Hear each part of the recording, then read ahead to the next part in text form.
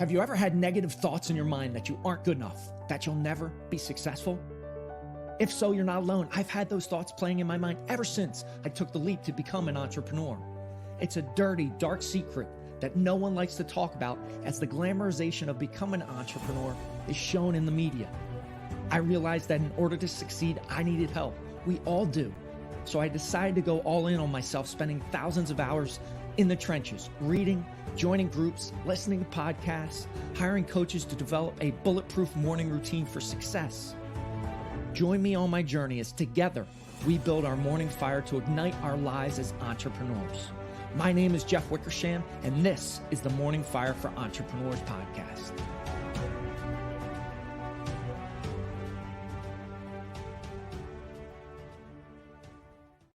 Welcome to the Morning Fire for Entrepreneurs podcast. I'm excited to have special guest on the show today, Jerry Fetta. Jerry is the CEO and founder of Wealth DynamX. Jerry, welcome to the show. Hey, thank you so much, Jeff. It's a pleasure to be on. Absolutely. So let's get into to state real quick. So I'm going to have you do 2 breaths in. We're going to breathe, raise our hands all the way up to the ceiling. So let's go ahead, breathe in and out. Good. Another breath in and out. Then I'm going to count down 3, 2, 1. We're going to yell boom at the top of our lungs, get some energy going in 3, 2, 1, and boom, boom. All right. Love it. Love it. Thanks for playing along. So let's get right into it. I eat, sleep, breathe, morning habits, routines, rituals. Jerry, what do you do in the morning that sets you down that path towards success? Yeah, that's a good question. So for me, I like to take my dogs for a walk, and I'll usually, spend some time with them. And then I like to have coffee with my wife. And that's kind of my morning routine. It's evolved over time. So I've done a lot of, like, I used to wake up at 4 or 5 in the morning and work out and different things. And this is kind of my sweet spot is, getting all of that stuff done prior to starting my work. Okay. And walking the dogs, what do you think that helps you with, right? Does that help you clear your mind for the day? What does that process kind of look like? Yeah, so for me, it kind of keeps me playful before I get into the day. I have a tendency to get real serious when I get into work mode. So my dogs are goofballs. I go out, walk them. It kind of lightens the mood. It keeps me kind of light, playful, creative, and then I can get to it.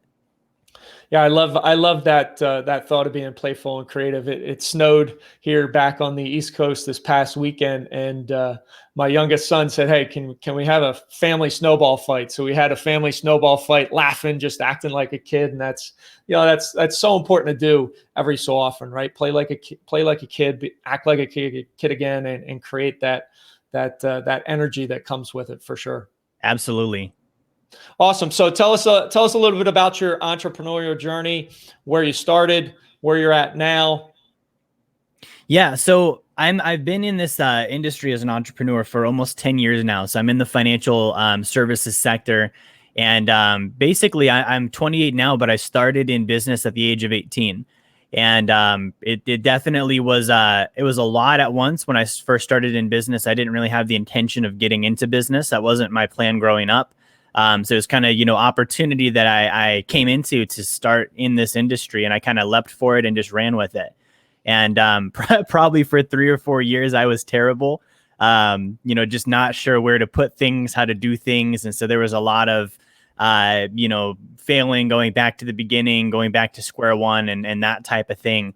And when I finally hit my stride, maybe 4 or 5 years into it, things just kind of clicked. And so we've been able to grow our company. My wife and I work together, which is a very fun part of my life, is being business partners with her.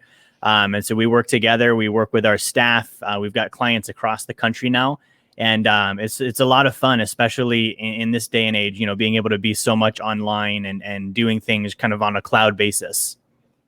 Yeah, absolutely. And one of the things I loved hearing from you, and I love to hear from entrepreneurs, is for 4 to 5 years, you weren't very good, right? And you had to, what was the ability that you had to just kind of stick with it, right? Because so many people give up after a year or 2 years or 3 years. You're saying 4 to 5 before you really hit your stride. Explain that process and kind of how you were thinking, what your thought process was, and what kept you keep kind of getting up as you got knocked down and had some failures and lessons learned.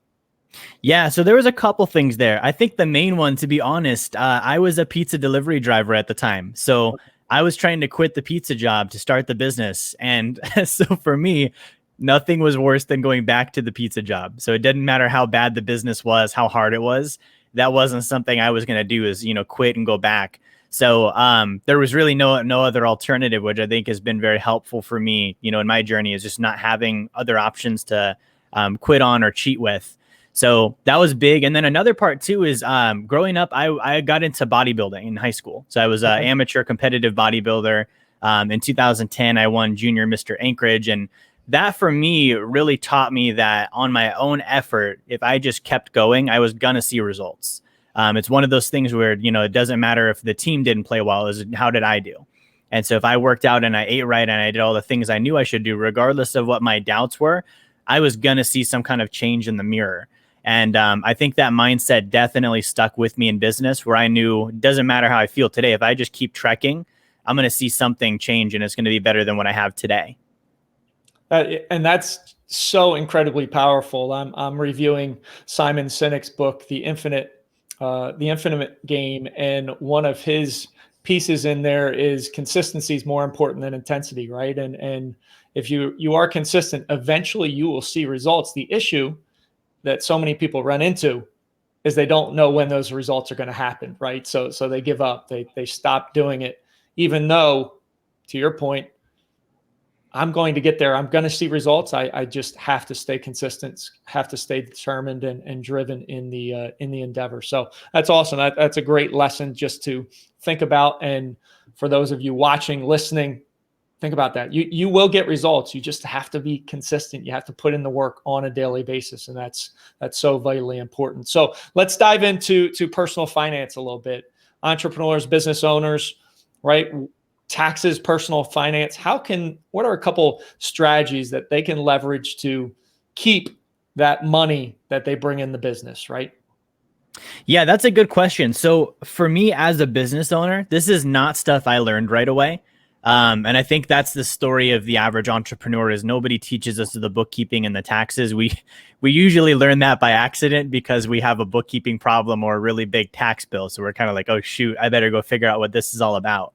So I would say, one of the biggest tips for entrepreneurs is, we've all heard of the cash flow quadrant, ESBI, employee, self-employed, business owner, investor. A lot of us, when we're entrepreneurs, we're jumping from employee to self-employed initially. Then we become business owners. And then finally, we hope to become investors. And so I would say the biggest thing is to take the mindset that you're already an investor. Okay, take the mindset that you're already an investor. And what I mean by that is, in the business, the numbers tell the story. If I'm already an investor, then I'm looking at things like cash flow. I'm looking at things on like, how much capital did I invest to get the business started and what is that yielding me? I'm looking at things like tax efficiencies. So if I can kind of wear that hat, if you will, and still run the business, operate it, but then take that time back to be the investor, really understand the numbers and study it. I think that sets the pace for the rest of the, tax planning and finances and asset building to be much easier. And I like that approach because you're already projecting into the future where you ultimately want to get to, right? And then that's going to drive some of those actions, those daily disciplines that you need to eventually truly be that investor in your business. Absolutely. Yeah. And it makes it much easier to operate too. I when I started studying my numbers, and you may have seen this, and I imagine some of your listeners have, you can start to see some correlations. And so when X happens, Y and Z also happen. And I can take that data as the investor per se, and I can take that back to my business, and I can start to then use those numbers as a cause point. If I want more of Y and Z to happen, I need to start doing more of X. So it really allows me to be more predictive as well, which is another kind of just cherry on top, I would say.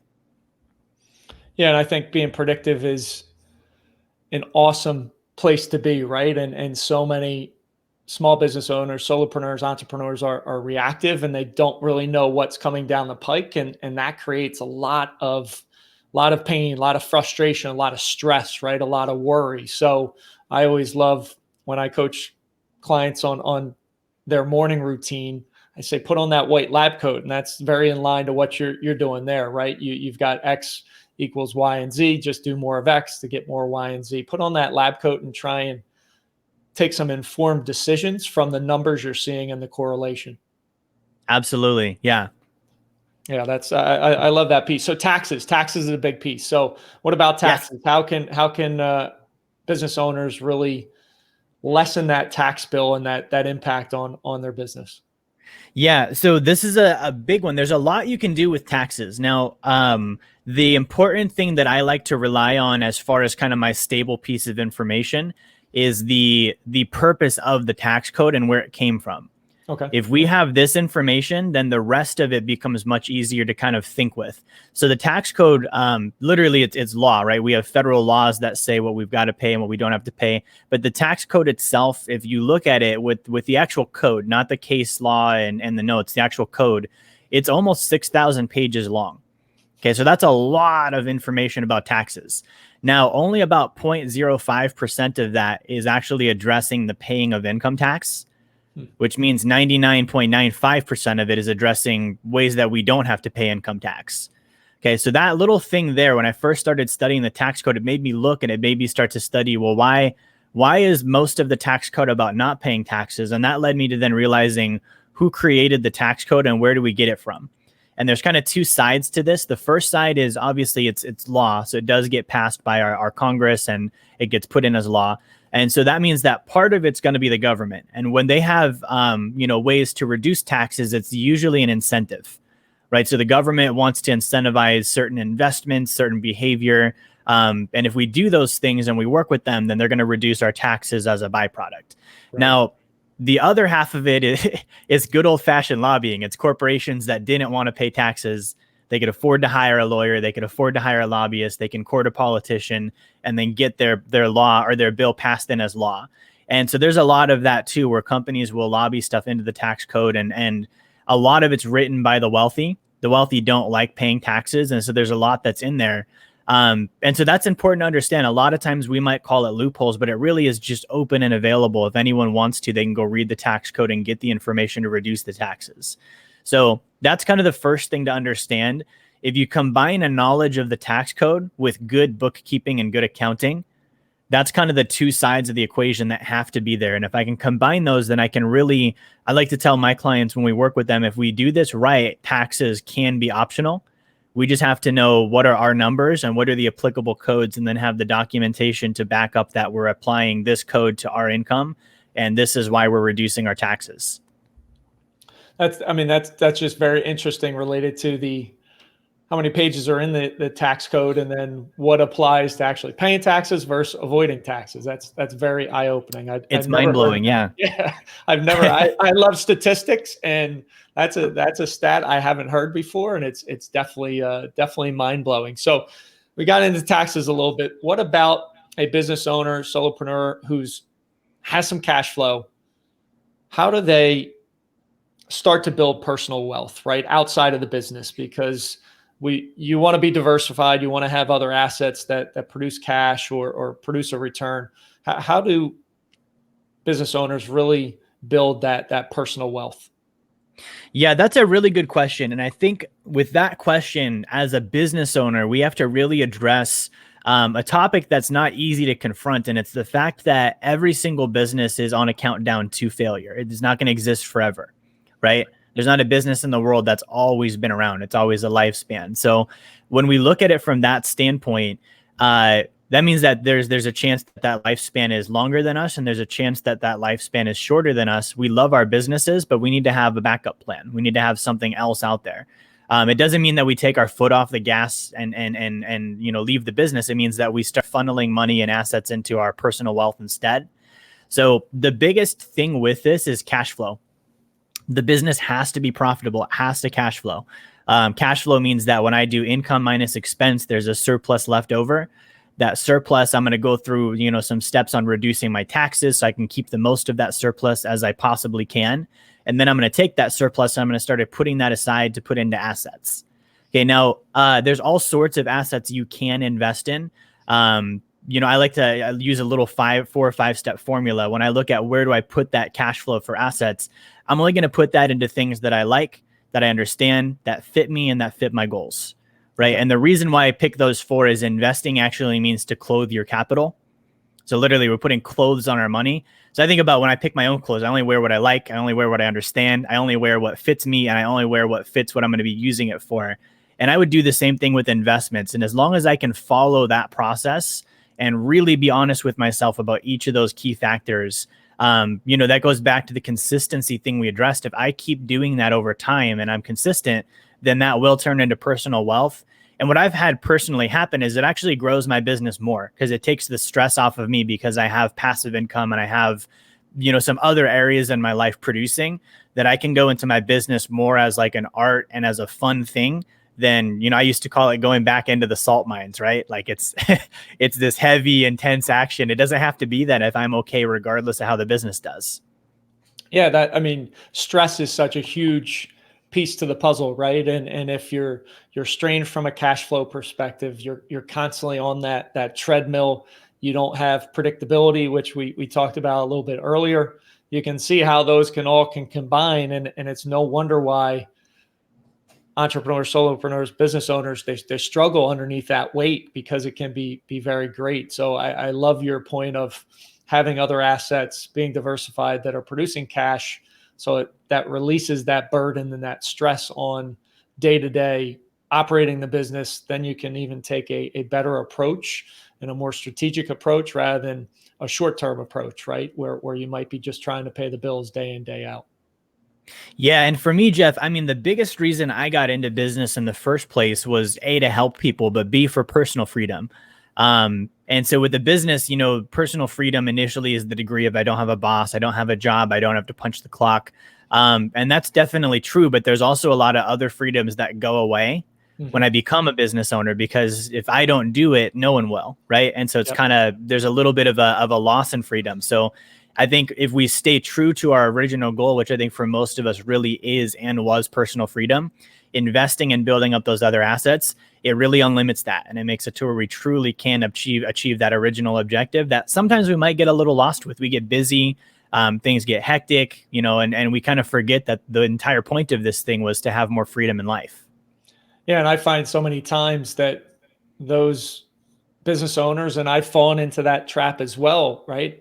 Not taking vacations, right? You don't have vacation time because you're in the business and you've lost that freedom that you thought would be so great because you don't have anything else from a diversification perspective. So definitely enjoy that piece to the puzzle. So Jerry, I know you had mentioned you wanted to give away the first chapter of your book. Where can people find that? Yeah. So if you go to jerryfetta.com/free chapter, and I just wrote this a couple months back. This is my book, Blueprint to Financial Freedom. And this basically is a complete write-up of from the very beginning stages all the way up to becoming financially free via passive income. What does someone need to do? And so I'm giving away the first chapter to that. The reason I wrote this book is being in the financial industry. I would see, people that, they do the right things, but they do it in the wrong sequence or at the wrong time, which in life doesn't work. With finances, it's easier. It's harder to detect because there's more complexity and there's more, vocabulary that people don't always have. But it's kind of the equivalent of like if I'm eating, picking up the fork, chewing, and then putting the food in my mouth. It's mixed up and backwards, and it's not actually going to help me. So a lot of this is addressing, when do I do this thing? If I'm setting up, an investment, when should I be doing that? When should I be doing my tax planning? When should I be looking at buying a house? So you can grab a free copy of that. I'm sure Jeff may have that in the show notes as well, but that's jerryfetta.com/free chapter. Yeah, I will definitely include that in the show notes. Jerry, where else can people find you if they want to follow you and learn more about you? Yeah, so you can find me on Facebook, Instagram, LinkedIn. We're on all the social platforms. Just search me, Jerry Fetta. That's Fetta. You can also just Google me and you'll see plenty there. So definitely different ways to connect. Whatever platform you like, we're probably on it. Awesome. Jerry, I truly appreciate you being on the show. I appreciate it. Thank you. Thanks, everyone, for listening. Thanks for watching. Have an amazing rest of your day. Rise, fight, love, repeat. Get after it. And I'll talk to you soon.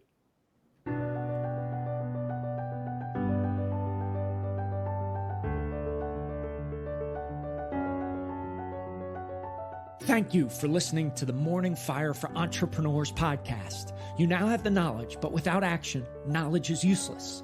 Choose to act. Choose to step into your greatness and unlock that hero inside of you. If you enjoyed this podcast, please subscribe and leave a review so more entrepreneurs can hear this message. If you absolutely love this podcast, which I hope you do, then share it up with someone you know who might see benefit from it. Become that beacon of change, and together we can impact the world.